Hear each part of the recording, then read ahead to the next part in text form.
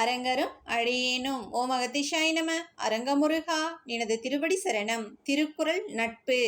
நட்பிற்கு வீற்றிருக்கை யாதெனின் கொற்பின்றி ஒல்லும் வாய் ஊன்றும் நிலை.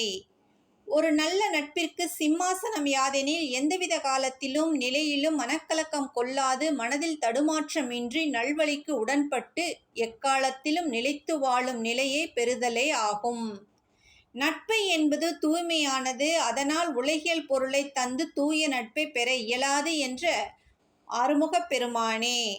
ஒரு பண்பை கிடத்திற்கரிய உயர்ந்த பொருளாக கொள்வதும் சொல்வதும் போல நட்பின் பண்பையே அரியாசனத்தில் ஏற்றி வைத்து கொண்டு நண்பர்களோடு பழக வேண்டும். கொற்பின்றி என்பது மனதில் கலக்கம் இல்லாது இருத்தல்.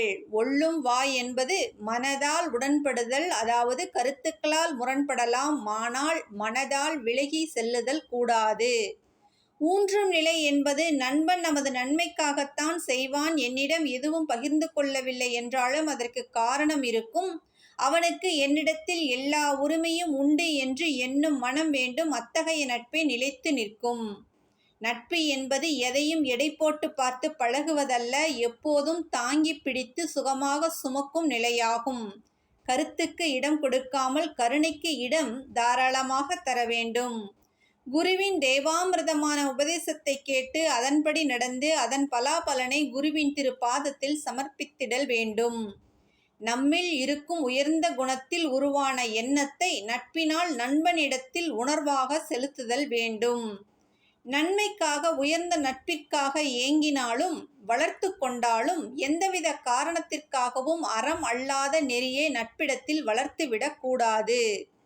பிறரிடத்தில் பண்பை கொண்டு நட்பை வளர்க்க வேண்டுமே தவிர பரிவு கொண்டு நட்பை வளர்த்து கொள்ளக்கூடாது. அதனால் இருவருக்கும் துன்பத்தை தந்துவிடும்.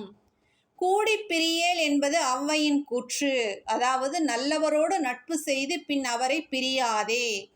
சூழ்நிலையால் பிரிந்தாலும் பிரிவு வந்தாலும் நட்பின் வலிமை அவர்களை மீண்டும் இணைத்துவிடும் என்பதே சான்றோர்களின் கருத்து. குருவின் திருவடியை பற்றுவோம், அவர் பெற்ற பேரின்ப வாழ்வை பெறுவோம். குருவின் அருளோடு பணிவான காலை வணக்கம்.